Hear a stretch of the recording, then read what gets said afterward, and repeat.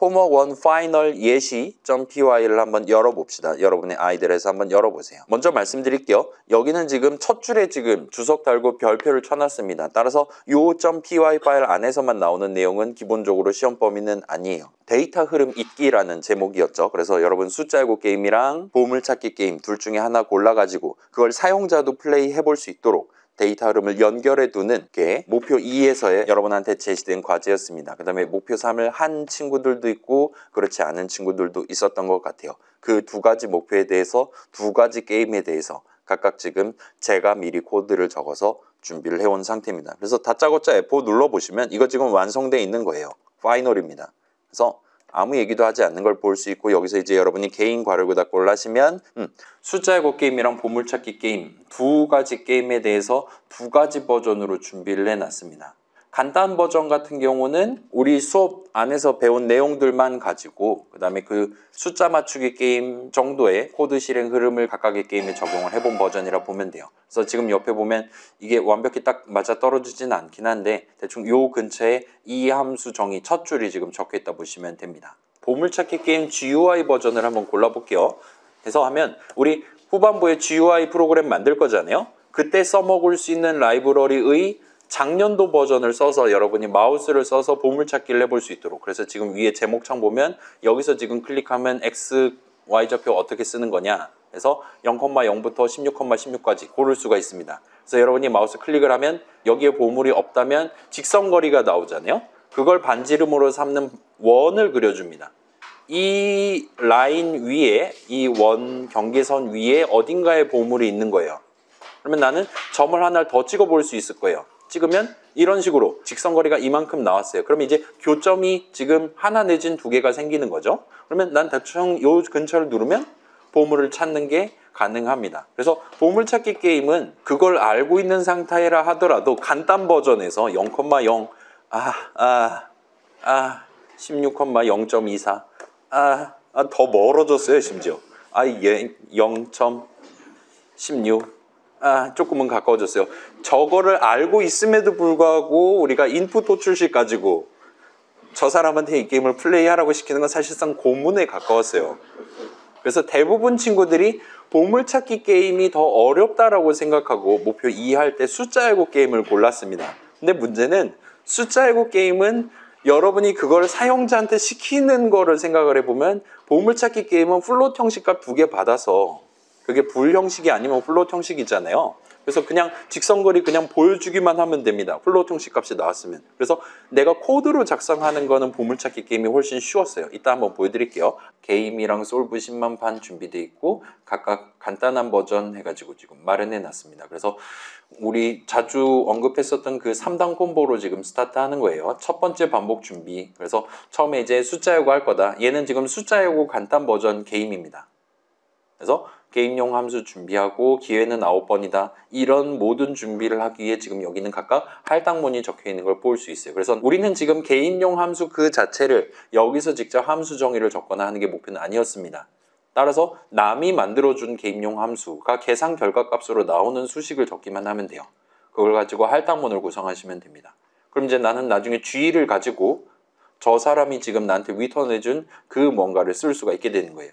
반면 숫자하고 기회는 9번이다 라는 건 누구나 동의할 수 있는 나도 이미 알고 있는 팩트잖아요. 그렇기 때문에 여기 같은 경우는 지금 리터럴을 적어 놓은 겁니다. 숫자하고는 기회가 9번이 맞아요. 그 명백한 사실을 이 프로그램 안에서도 똑같이 써야 되니까 이 함수 내용물 안에서도 따라서 리터럴 9를 적고 그걸 라이프에다 담아두고 스타트하도록 하는 겁니다. 그래서 while문 시작하기 직전부터 게임용 함수는 준비가 됐고 기회는 9번이 남아있는 상태로 스타트를 해요. 라이프가 남아있는 동안 이제 본문도 역시나 지금 보시면 할당문의 향연이죠. 그래서 사용자로부터 숫자 3개 입력받는데 우리는 나중에 사용자가 1을 적을지 4를 적을지 모르기 때문에 이번에 사용자가 고른 숫자가 계산 결과값으로 나올 법한 그런 수식을 여기다 적어서 할당문을 구성을 한 거예요. 를 복붙해서 3배 뻥튀기를 해둔 거고 그럼 이제 내가 만든 건 아니지만 개인용 함수 내가 정한 건 아니지만 3개의 숫자를 조합해서 총 4개의 숫자를 조합해서 이번 게임 한 라운드를 돌리는 게 가능합니다. 그리고 그 결과를 뭐가 나오게 될지 모르겠지만 나는 내가 정한 이름에 담아둘 수가 있어요. 과제 넘버1 부제가 데이터 흐름 잊기였잖아요. 데이터 흐름 미리 뭔가 담아놨다가 나중에 한꺼번에 꺼내서 또 뭔가 새로운 값을 만들어서 담아뒀다가 마지막에 출력을 한다든가 하는 거란 말이에요. 그걸 토대로 놓고 보면 지금 다양한 할당문이 적혀 있는 게 당연한 것 같아요. 얘네들을 순서대로 실행해서 진짜로 데이터 흐름 적절한 자리에 적절한 값 담아놨다가 꺼내서 다시 담고 등등을 하게 되는 겁니다. 그래서 이 아래서부터는 이제 리절트에 담겨 있는 값을 활용해서 사용자 눈으로 전달하는 출력하는 일만 남았어요. 그렇기 때문에 적절한 분기 흐름들이 있고 결국은 프린트 호출식들 여러 개들 중에 꼭 필요한 것들만 계산할 수 있도록 지금 분기 흐름을 마련해 놨습니다. 그래서 우리 민증을 깔 필요가 있었죠. 인트 값 1이랑 불 형식 값 true랑 같냐 비교하면 같다고 떠버려요. 인트랑 불이랑 싸우면 인트가 이기기 때문에 true에 대한 인트 형식 값 1을 만들어서 비교를 해버릴 수 있습니다. 그렇기 때문에 민증을 먼저 까서 그러면 불 형식이 맞다면 이 내용물을 실행할 건데 그 말은 리절트에 true가 담겨 있거나 false가 담겨 있거나 란 말이에요. 만약에 true가 담겨 있다면 승리 메시지 출력하고 return하면 됩니다. 그래서 만약에 true가 담겨 있다면 항상 return문을 실행할 거예요. return문을 실행한다는 건 이 game 함수정의 내용물을 실행을 끝낸다는 게 됩니다. 따라서 이 아래에 있는 문장은 절대로 실행을 하지 않게 될 거예요. 근데 만약에 이 아래에 있는 문장을 지금 실행을 하려고 하고 있다. 이 후문의 다음 문장을 실행하려고 하고 있다라면 그 말은 return을 하지 않았다라는 얘기가 되는 겁니다. 그 말은 result에 true가 아닌 false가 담겨 있었다라는 얘기가 돼요. 명제의 대우죠, 여러분. 만약에 true가 담겨 있었다면 게임은 이미 끝났을 거예요. 근데 게임이 끝나지 않고 그 다음 문장을 실행하고 자빠져 있다는 건 result에 true가 담겨 있지 않았다는 겁니다. 따라서 그거에 해당하는 result에 지금 false가 담겨 있는 게 확실하기 때문에 그거를 담당하기 위한 적절한 반칙폐 안내 메시지를 출력하도록 하고 게임을 끝내도록 만들면 돼요. 무슨 말 하고 싶은 거냐면 여기다가는 굳이 result는 false냐라고 분기 흐름을 집어넣을 필요가 없다는 겁니다. 왜냐? result가 false일 때만 위에 있는 if은 다음 문장을 실행하게 될 거니까요.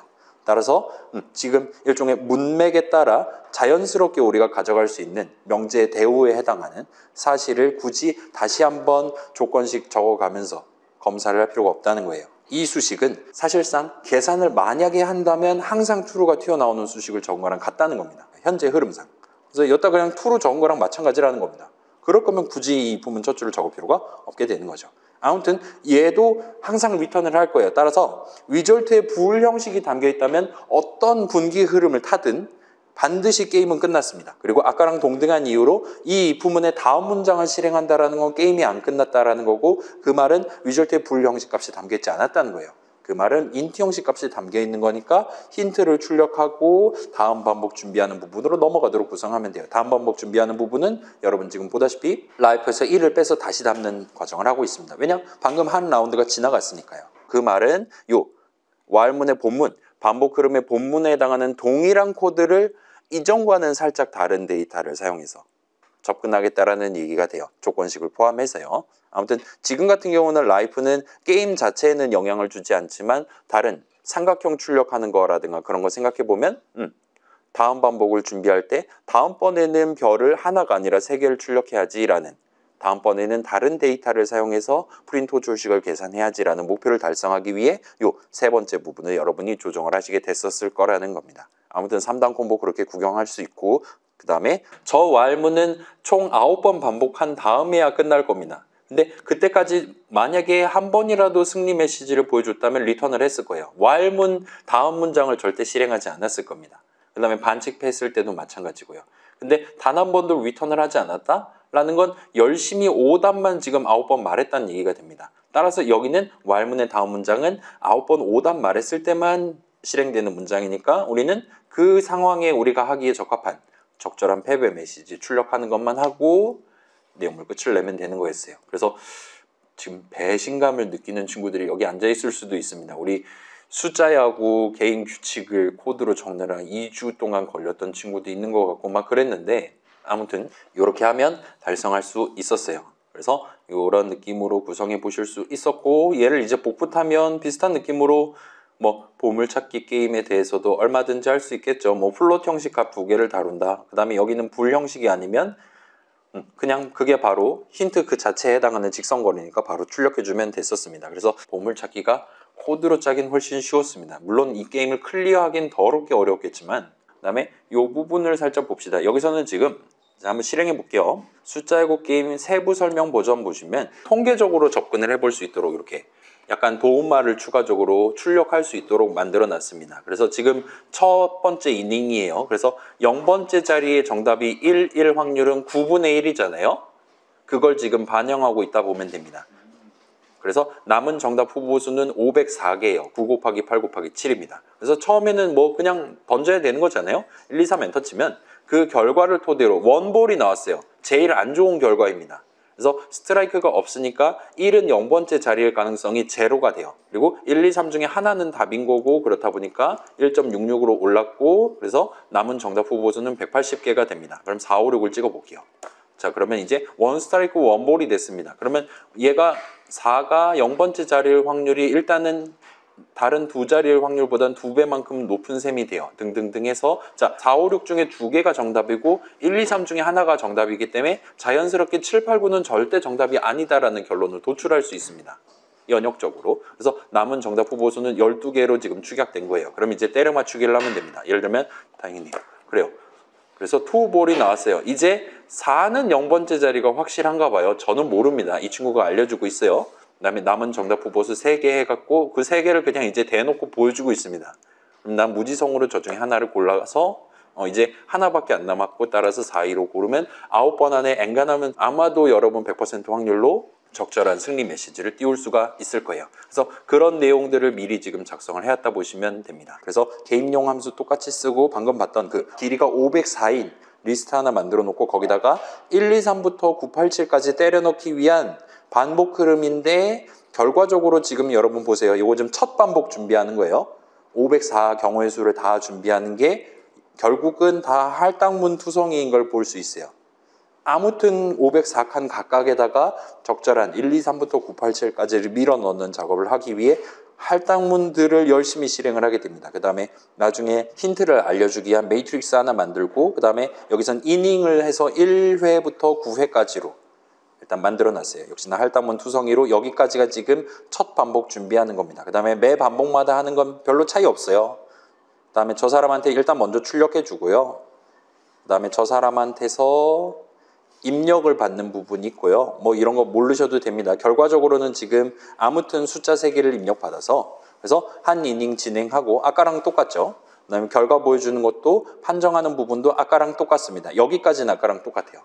근데 다음 반복 준비하는 부분에서 그냥 단순히 이거만 하고 끝나는 게 아니라 요번에 예를 들어 1, 2, 3 했는데 원볼 떴다. 그 새로운 사실을 가지고 다음번에는 업데이트된 힌트를 보여줄 수 있도록 내가 원래 들고 있었던 데이터를 갱신을 하는 과정을 하게 됩니다.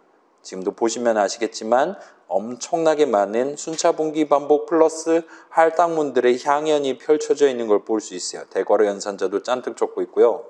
아무튼 여기까지가 다음 반복 준비하는 거예요. 그래서 할당문들만 짠뜩 적혀 있는 걸 볼 수 있습니다. 이걸 패배하면 솔직히 그거는 안 되는 거죠. 우리 대학생이면 9번 안에 승리할 수 있을 겁니다. 일단 이론적으로는 일단 제가 찾은 한도 내에서는 무조건 8번 안에 답을 맞출 수 있어요. 아무튼 그렇습니다. 그 다음에 보물찾기 게임 같은 경우 여긴 이제 얘기가 좀 달라집니다. 여긴 GUI 프로그램을 만든 거란 말이에요. 그렇다 보니까 지금 일단 모르는 이름 투성이 이름은 사실 크게 상관없긴 한데 뭔가 되게 복잡한 걸 볼 수 있어요. 그래서 일단 개인용 함수 호출하는 부분 이 부분인데 얘를 사용자가 마우스 버튼을 누를 때만 게임 한 라운드를 진행하도록 구성을 해야 돼요. 그렇다 보니까 뭔가 막 분기 안에 들어있고 막 기본적으로 반복 흐름 그러니까 엄청 커다란 왈문이라든가 그런 게 지금 존재하지 않는 걸 볼 수 있어요. 그래서 실행 흐름 자체가 이전이랑 좀 달라지다 보니까 쟤는 좀 어려울 것 같아요. 지금 시점에는 구경 안 해도 상관없을 것 같습니다. 이제 게임 구경은 끝냈고 솔브 구경을 시작할 거예요. 우리 지금 데이터 흐름 잊기가 목표였단 말이에요. 그 다음에 여러분 지금 많은 친구들이 살려주세요라는 느낀 점을 적기 시작했습니다. 이제 1학년 친구들이 그 정도로 지금 점입 가경의 상태로 지금 돌입을 했는데 아마 많은 친구들이 과제 넘버1 할 때, 목표 2 할 때 나 지금 무슨 코드를 적어야 되는지 모르겠다. 지금 if문이 필요한 건가? while문이 필요한 건가? 하나도 모르겠다 해가지고 손 놓고 있었던 친구들이 꽤 많았던 것 같아요. 본인이 그렇게 느낀 친구들이 많았던 것 같습니다. 근데 지금 돌아와서 생각해보면 우리 숫자 맞추기 게임이랑 기본적인 실행 흐름 자체는 크게 다르지 않았단 말이에요. 결국은 무슨 게임 할 거냐 정했다면 최대 9번, 최대 10번 하는 반복 흐름 집어넣으면 되는 거고, 그 다음에 매 반복마다 게임 한 번씩 돌리면 되는 거고, 다만 내가 답을 정하는 게 아니라 게임용 함수를 도입을 해서 그 안에 답 같은 거 다 담겨 있고 게임 판정하는 방법 등등이 다 담겨 있는 개인용 함수를 도입해서 한 라운드 한 라운드를 진행하는 거다 보니까 첫 반복 준비할 때 G는 어쩌고 복사 붙여넣기 해서 일단 걔 적어놓은 채로 스타트 하면 되는 거였고, 그래서 나한테 위절트 값이 떨어졌을 때 분기 흐름을 써서 서로 다른 힌트들 중에 하나 보여줘야 되는 거, 성공 메시지, 실패 메시지 보여주는 거 부분만 제외하면 숫자 맞추기 게임이랑 실행 흐름 자체는 비슷했습니다. 그래서 그러면 뭐가 이전 버전이랑 다른 거냐라 질문한다면 사실은 데이터 부분이 달랐다라 말할 수 있어요. 그래서 내가 뭔가 막혔다라면 그건 아마도 여러분이 if문을 적어야 된다라는 사실을 생각하지 못해서 막혔을 가능성은 사실상 매우 희박할 거라는 겁니다. 여러분은 지금 내가 지금 무슨 데이터를 활용해 가지고 덧셈 뺄셈을 하도록 함수 출식을 계산하도록 그렇게 수식을 적어놔야 되는 거냐를 여러분이 그거를 납득하기가 쉽지 않아서 고생을 했을 겁니다. if문 자체를 적는 건 할 수 있었지만 그 if문의 조건식 자리에 무슨 데이터를 가져와서 비교를 하도록 수식을 적어 놔야지만, 그렇게 데이터 흐름을 발생시키도록 값을 읽어오도록 수식을 적어 놔야지만 내가 원할 때만 if문의 내용을 문장을 실행하도록 승리하셨습니다. 출력을 하도록 만들 수가 있을 것이냐를 여러분이 떠올리기가 어려워서 고생을 했을 가능성이 높아요. 그 다음에 그걸 해결하는 여러 방법들 중에 가장 확실하면서도 어쩌면 유일할 수도 있는 방법은 여러분이 충분한 양의 할당문을 미리 적어두는 겁니다. 데이터를 일단 사용자로부터 가져와야지 그걸 써먹든가 말든가 할 수 있어요.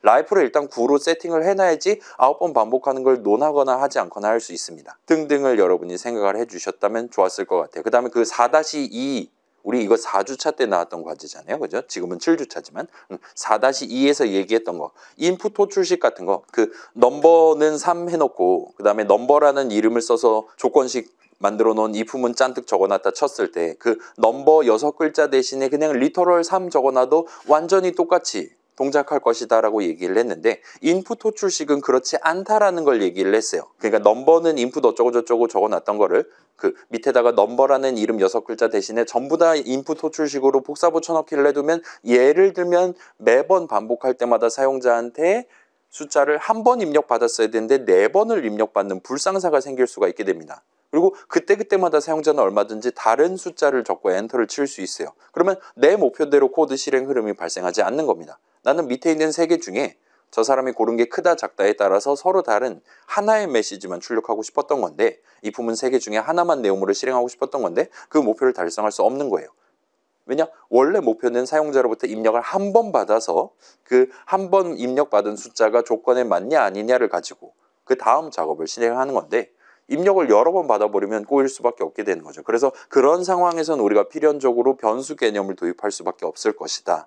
그리고 그걸 도입하기 위해서 여러분은 아마도 할당문을 적게 될 것이다 라는 얘기를 해놓고 그걸 망각한 채로 우리 6주차 끝나갈 타이밍에 과제 넘버1의 목표 2를 도전하다 보니까 살려주세요가 튀어나왔다라고 말할 수가 있습니다. 그래서 지금 시점에 우리 프로그래밍 처음 시작하고 있잖아요. 지금 시점에 여러분이 꼭 내가 직접 의도적으로 생각을 해봐야 돼요. 여러분은 아마도 우리 프로그램 데이터 코드의 조합으로 구성되는데 코드 부분 때문에 막히는 상황은 적어도 학교 과제에서는 발생하지 않을 겁니다. 여러분이 아예 모르는 완전히 새로운 문장을 적어야지만 목표를 달성할 수 있는 과제, 그딴 거 절대 안 낼 거라는 거예요. 그러면 막히는 게 뭐냐? 당연스럽게도 이전에 적어놓은 이름, 이전에 적어놓은 수식 복사 붙여넣기 해야지만 맞출 수 있는 문제, 그런 걸 내면 안 된, 그런 건 과제로서 더 이상 성립할 수가 없는 거잖아요. 그렇기 때문에 예를 들어 이전에는 하나만 입력받았는데 이번엔 3개를 입력받는다든가, 그거조차도 데이터 측면에선 차이점인 거잖아요. 그래서 그런 데이터 측면에서의 변화, 이번엔 나한테 무슨 데이터를 다루는 프로그램을 만들려고 지금 하고 있는 거냐를 여러분이 중점적으로 생각해서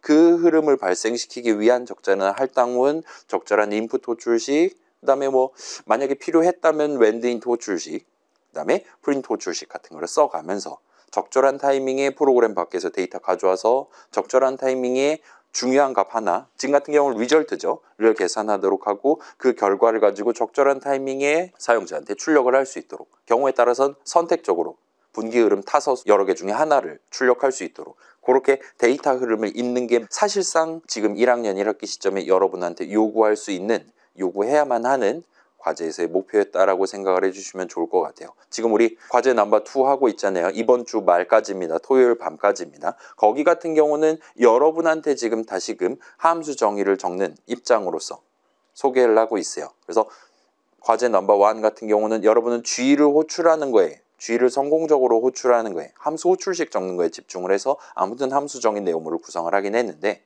아무튼 과제 넘버 2에서는 지금 듀얼을 누가 호출하는지도 모릅니다. 사용자가 호출하지 않아요. 테스터가 호출할 겁니다. 테스터가 레프트, 라이트에 각각 지 맘대로 레프트가 나일 수도 있고 라이트가 나일 수도 있어요. 그 다음에 상대방은 누군지도 모릅니다. 그런 상황에서 여러분은 무조건 내가 이긴다, 내가 레프트면 레프트가 이겼다라고 리턴하도록, 그런 뭔가 길다란, 뭔가 좀 불편한 분기 흐름을 집어넣도록 지금 안배가 돼 있다 보시면 됩니다. 근데 여러분 지금 6주차 내용까지 생각해 본다면 걔도 얼마든지 이 부분을 하나만 적어서 진행하실 수도 있기는 해요. 근데 굳이 그러지 않아도 일단 제출 가능을 띄우도록 지금 설계되어 있다 보시면 됩니다. 그래서 그쪽에서도 일단 기본적으로는 여러분은 마지막에 결과적으로 음수 또는 양수를 리턴해야만 하는 상황이에요. 내 함수 정의 적는 입장인데 함수 그 뭔가 덩어리의 바깥으로 보내는 데이터 흐름을 최종적으로 완성을 해주셔야 됩니다. 리턴문 옆에 적절한 수식을 적어야 돼요. 그 다음에 걷다 플러스 1, 마이너스 1 같은 거 적었다? 그러면 어쩔 때만 마이너스 1을 리턴하도록, 어쩔 때만 플러스 1을 리턴하도록 분기 흐름을 지금 구성하는 게 목표라고 보시면 됩니다. 그리고 그 목표를 달성하기 위해 여러분은 레프트, 라이트에 담겨있는 7칸짜리 리스트를 여러분이 원하는 순서대로 털어서 엔간하면 내 캐릭터가 맞을 때만 true가 뜨도록 편파적으로 지정하는 훈련을 하고 있다 보시면 됩니다. 그래서 거기서도 지금 여러분 데이터 흐름과 관련한 고통을 지금 받고 있을 테니까, 특히 능력치를 완전히 힘에 몰빵하든가 하면 그러면 좀 쉬울 수 있어요. 그러지 않고 좀 균등분배해 가면서 진행을 한다면 내 캐릭터를 영등을 만드는 게 생각보다 쉽지 않을 건데, 그렇다 하더라도 여러분 얼마든지 예를 들면 힘이 30인 캐릭터가 가장 유리한 편파적인 조건 얼마든지 정할 수 있어요. 이거 여러분 중학교 때 해봤잖아요. 이미 1차 함수로 얼마든지 커버할 수 있습니다. 그래서 그런 식으로 접근하시면 얼마든지 힘이 100인이 아니냐는 사실 1도 중요하지 않았다라는 걸 생각을 해보시고 좀 더 편파적이면서도 내 밸런스 있는 능력치를 가진 캐릭터에게 편파적일 수 있는 그런 수식을 적는 게 가능할 거예요. 아무튼 그런 느낌으로 지금 받아들여 주셨으면 좋을 것 같고, 이제 좀 더 그걸 극단화한 10만판 돌리기 위한 솔브를 한번 구경을 해봅시다. 솔브 넘버 베이스볼입니다. 저는 족보를 미리 마련해 놨어요. 그 족보를 까면 나한테 지령을 내리는 겁니다. 1, 2, 3을 골라라. 골라요. 시킨 대로 고릅니다. 그러면 결과가 뜨잖아요. 0 스트라이크 0볼부터 2 스트라이크까지. 그 결과를 토대로 지금 0 스트라이크 0볼이 떴다면 다음번에 4, 5, 6을 골라라와 같이 뭐를 고르고 그랬을 때 결과가 이렇게 나왔으면 다음번엔 이걸 골라라와 같은 느낌으로 그 모든 경우의 수에 대해서 미리 준비를 해두는 겁니다. 그러면 다음번에 이거, 그러면 다음번에 이거와 같이.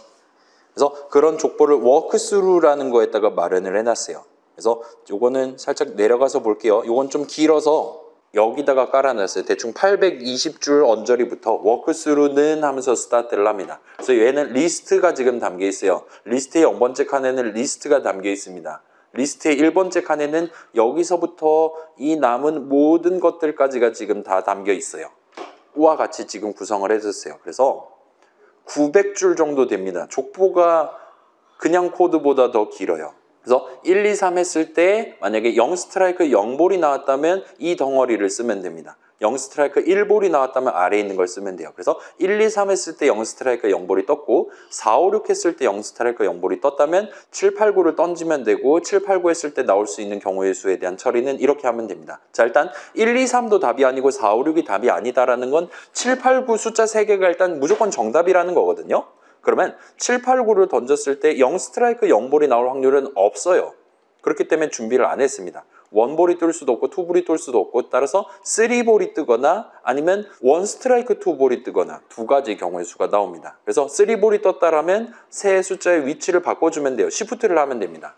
따라서 처음에 딱 한 번 맞추거나 한 번 내지 두 번 시프트 하면 무조건 정답을 맞출 수 있어요. 그 다음에 1 스트라이크 2볼이 떴다. 그러면 두 숫자의 순서만 바꿔주면 됩니다. 그래서 798하고 여기서 이제 879하고 987하고 순서 바꾸기 쌍이 세 쌍이 나오니까 그렇게 바꿔주면 최대 6번 안에 맞출 수가 있게 되는 거죠. 등등등 해서 4, 5, 6 했을 때 원볼 뜬다면 5, 7, 8을 골라라. 4, 5, 6 했을 때 그 다음에 투볼이 뜬다면 등등등. 아이고 원볼이면 엄청 복잡해집니다. 아무튼 그래서 얘 같은 경우는 무조건 8번 안에 답을 맞추도록 지금 검증이 돼 있는 상태입니다. 그래서 자 이거 뭐예요? 리스트 하나입니다. 달리 말하면 엄청나게 빅한 데이터를 미리 준비를 해둔다면 여러분이 100% 확률로 맞출 수 있는 숫자이고 게임 100% 확률로 맞출 수 있는 코드를 엄청나게 간단하게 지금 여기 사실상 대괄호 수식만 계산을 해가면서 얼마든지 해결을 할 수 있게 돼요. 요 인덱스 값 뭐 마이너스 1, 0 이런 식으로 인덱스 값과 관련한 왜냐하면 대괄호 유동적으로 써야 되니까요. 그 부분을 제한 나머지 부분은 전부 다 대괄호 수식만 적혀 있는 걸 볼 수 있어요. 엄청 큰 족보를 파고 들어가면서 그거를 한도 끝도 없이 반복합니다. 왜냐? 무조건 이길 거니까요. 그래서 불 형식이 나왔다. 그럼 이긴 겁니다. 그냥 끝내버리면 됩니다. 해서 100% 확률을 달성한 걸 볼 수 있어요. 자, 우리 그런 속담이 있잖아요. 이제 몸이 튼튼하면 머리가 고생하지 않아도 된다라는 속담 같은 거 있잖아요. 그런 식으로 여러분이 이걸 데이터와 코드의 조합인데 그거를 코드로 내가 해결할 거냐, 복잡한 수식을 적어서 해결할 거냐, 아니면 문장을 많이 투자해서 분기문 많이 투자해서 해결할 거냐, 또는 이제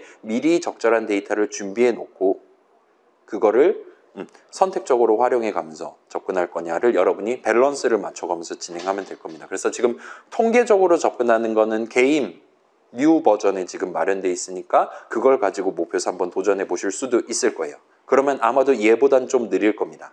아무튼 그렇게 봐주시면 좋겠고 반면 이제 숫자 왜곡 게임 같은 경우는 조금 수학적인 어프로치 그러니까 코드 측면에서의 어프로치를 했어요. 여기선 지금 처음에 무조건 0,0을 찍습니다. 그게 답이라면 부울 형식이 나왔다면 저는 반칙패를 안 하니까요. 부울 형식 나왔다면 끝내버리면 돼요. 그 다음에 16,0을 찍습니다. 잠깐만 이거 지금 이렇게 나오면 안 되는데 D 하면 리턴 이거 D1이었어야 될 것 같은데 저 좀 더 빨리 끝낼 수 있겠는데 아무튼 간에 오타가 하나 있긴 했는데 그래서 첫 번째 0,0 주변에 보물이 있다면 끝내면 돼요. 16,0 주변에 보물이 있다라면 끝내면 돼요. 그렇지 않다라면 이제 조금 수학적인 어프로치를 합니다. 어떻게 하냐 보여드릴게요. 그래서 이런 느낌으로 0,0을 찍고 16,0을 찍어요. 우리의 목표는 어딘가에 있는 보물을 찾는 겁니다. 그래서 우리가 지금 알고 있는 건 보물과의 직선거리를 두 개를 알고 있는 거예요. 이게 D0고 D1입니다. 그 다음에 우리가 추가로 알고 있는 건 여기서부터 여기까지 거리가 16이라는 거. 그 다음에 우리가 궁극적으로 알아야 하는 건 요 점이랑 요 수선을 그릴 수가 있겠죠. 이건 직각이 되겠죠. 그 다음에 여기서부터 여기까지가 X고 여기가 Y가 되는 겁니다. 그게 좌표의 본질이니까요. 그 다음에 요렇게 X랑 Y를 구해야 되고 우리가 추가로 지금 알 수 있는 건 요 길이는 16-X라는 거. 그죠? 전체가 16이니까. 그 토대로 X제곱 더하기 Y제곱은 D0 제곱이다. 16-X 전체 제곱 더하기 Y제곱은 D1 제곱이다. 두 개의 2개 2차 방정식을 세우는 게 가능합니다. 그리고 그거를 이제 연립을 해서 푸는 거예요. 어떻게 푸냐? 이렇게 풉니다. 그래서 아까 왼쪽 거 그 다음에 오른쪽 거를 이제 전개하면 이 는 왼쪽을 x제곱 더하기 y제곱으로 놔두고 나머지를 다 오른쪽으로 밀어버릴 수 있어요. 그렇게 하면 0번째 식이랑 1번째 식이 왼쪽이 다 똑같으니까 얘네들을 조합을 하면 y제곱 x제곱을 소거를 하는 게 가능합니다. 그럼 이제 이렇게 남아요. 이러면 이제 미지수는 x 하나만 튀어나오니까 이걸 가지고 정리를 하면 이제 자, 이 시점에 D0랑 D1은 상수예요. 이미 우리가 리턴 받은 알고 있는 값입니다. 그걸 토대로 놓고 본다면 X좌표를 알 수 있고 이걸 이제 가장 쉬운 수식인 여기다가 밀어넣으면 우리 다행히도 제곱근 구할 수 있으니까 Y좌표도 구할 수가 있어요. 그래서 D0 제곱, D1 제곱 먼저 구해두고 X값 계산하고 X 밀어넣고 그 다음에 Y는 즉석에서 계산해서 밀어넣도록 G 호출식을 구성할 수 있어요.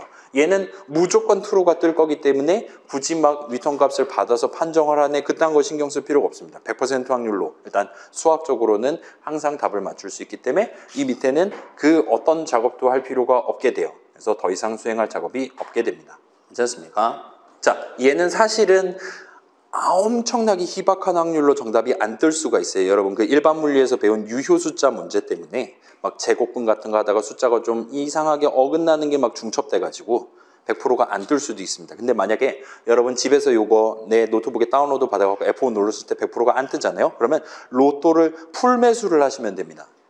그 정도의 희박한 확률로 100%가 안 될 수 있기 때문에 저한테 자랑을 하셔도 좋아요, 진짜로. 아무튼 여기는 지금 복잡한 이런 막 뺄셈, 곱셈, 제곱 같은 것들을 중첩한 수식을 적어놨어요. 그 말은 파이썬 인터프리터는 복잡한 함수 출식의 중첩을 계산하고 있다는 얘기입니다. 그래서 여기서는 어떤 문제에 대한 해결책으로 코드를 지금 복잡한 코드, 그러니까 문제를 분석을 해서 저 문제에 대한 솔루션으로서 복잡한 코드 덩어리를 지금 만든 거예요. 그래서 미리 준비해야 되는 데이터는 거의 없었습니다. 사실상 하나도 없었어요. 막 저런 족보 같은 거 준비 전혀 안 하고도 효율적인 코드를 작성함으로써 수식을 적어둠으로써 목표를 빠르게 해결할 수 있게 된다 보시면 될 것 같습니다. 아무튼 그렇고 대충 이 정도까지 구경하면 마무리 얘기를 할 수 있을 것 같아요. 뭐 그런저런 느낀 점 가져가 볼 수 있겠죠. 그래서 우리 데이터 흐름 열심히 새로운 이름들 적어가면서 여러분 구성했다라는 거. 과제 넘버원 힘들다라고 느낀 점 적은 친구들 많았어요. 제가 얘기했잖아요. 살려주세요가 이제 등장하기 시작했습니다. 딱 과제 넘버원 처음 시작할 때는 그래서 나 지금 문장 뭐 적어야 되지가 핵심 이슈였어요. 진짜 하나도 못 적겠거든요. 근데 나중에 돌이켜서 생각해보면 걔네들은 사실 하등의 문제가 아니었습니다. 맨날 적는 왈문 3단 콤보 적으면 되는 거였고 맨날 적는 if문 조건식 잘 적으면 되는 거였어요. 어느 부분이 문제였냐? 코드 부분이 문제가 아니라 데이터 부분이 지금 여러분의 발목을 잡고 있었을 겁니다. 자꾸 승리하지 않았는데 승리했다고 떠요. 자꾸 뭔가 답이 바뀌는 것 같아요. 여기서 분명 정답입니다가 떠야 되는데 원볼이라고 자꾸 나와요. 우와 같은 걸 경험해 본 친구들이 많을 거예요. 또는 이제 내가 지금 중요한 값을 다뤄가지고 스트라이크 수라든가 볼 수라든가 힌트를 말해줘야 되는데 그 힌트는 도대체 어디 박혀 있는지를 모르겠어요 라든가 아니면 지금 이 이름 자리에 적절한 값이 담겨 있어야 되는데 왜 자꾸 그런 값이 아닌 이상한 값만 담겨 있는 거지? 왜 자꾸 내 승률은 12%에 머무르는 걸까? 와 같은 데이터 흐름 측면에서의 어려움을 여러분이 겪었을 확률이 그게 여러분의 제출을 막고 있었을 확률이 아마도 90%가 넘을 거예요. 지금 시점엔 그렇습니다. 그렇기 때문에 내가 떠올리기 힘들다 하더라도 여러분이 꼭 내 프로그램의 코드 흐름만큼이나 내 if문 왈문 적어야 된다라는 사실만큼이나 적절한 자리에 할당문을 적절한 이름들 도입해 가면서 서로 다른 이름에다가 다양한 데이터들 열심히 담아가면서 준비해 둘 필요가 있다. 그다음에 그런 데이터를 적절하게 가져와서 내가 지금 정말 필요한 예를 들면 민증을 깐다든가 라든가 적절한 값이 튀어나올 만한 수식을 적을 수가 있어야 된다. 그런 수식을 조건식 자리에 적거나 다시금 할당문 는 오른쪽에 적거나 하면서 데이터를 원활하게 쓸 수 있도록 할 수 있어야 될 것 같다라는 걸 꼭 생각하면서 프로그래밍을 진행을 해보시면 지금보다 훨씬 더 편하게 얼마든지 지금 시점에도 여러분이 목표 3번에 도전을 해보시거나 할 수 있을 겁니다. 그래서 자 데이터 흐름 읽기라는 부제였고 지금 돌이켜서 생각해보면 진짜로 여러분이 수행해야 되는 작업은 데이터 택배가 맞았던 것 같아요. 그래서 내가 원하는 타이밍에 원하는 값을 원하는 이름에 담도록 할당문을 구성을 그러니까 목표에 맞는 최소한도의 할당문들을 적재적소에 배치를 했어야만 했던 겁니다. 그래서 그 과정에서 새로운 이름들 그때그때 등재해 가면서 라이프라든가 초이스 제로라든가 등등 도입해 가면서 쓰고 있었다는 점. 그다음에 그런 이름들의 적절한 값을 내가 원하는 타이밍에 담도록 데이터 흐름을 구성하고 있었다는 점. 그다음에 그때 이제 그래서 무슨 데이터가 나와야 되는 거냐? 9를 담으면 된다. 그건 쉬웠을 거예요. 보물찾기면 10을 담으면 됐었고요. 그다음에 사용자가 이번에 고른 숫자를 담아야 되는 거다. 그것도 역시나 복습으로 커버할 수 있는 문제였습니다. 아무튼 그 한 줄 한 줄 적는 건 그렇게 어렵지 않았을 거예요. 그렇긴 한데 그런 목표, 사용자가 플레이할 수 있게 만드는 목표를 달성하기 위해 여러분은 할당문을 원래 예상했던 것보다 훨씬 더 많은 빈도로 적어놨었다라는 걸. 우리의 파이썬 인터프리터는 열심히 개인 내용물 실행하다가 대부분 상황에서는 아마도 할당문을 실행하고 있었을 거라는 거. 물론 인풋 사용자 입력 기다리는 부분 제외하면 대부분의 시간을 할당문을 실행하면서 보내고 있었을 거라는 거를 여러분이 체크를 해주시면 좋을 것 같아요. 이거랑 동등한 관념을 앞으로 졸업할 때까지 또는 졸업 이후에 프로그래밍 할 때도 써먹으시게 될 겁니다. 여러분의 발목을 잡는 건 특히 지금 시점에 초보 시점에 발목을 잡는 건 코드 흐름, if문 왈문이 아니라 그 중간중간에 반드시 흘렀어야 되는 데이터 흐름을 발생시키는 거. 따라서 할당문, 인풋 호출식, 프린트 호출식이 현재로서는 여러분의 발목을 잡는 가장 중요한 이슈들이 될 거라는 거를 짚어볼 수 있으면 좋을 것 같아요. 그래서 이 정도까지 말씀드리면 끝이고 느낀 점 적고 집에 가도록 합시다.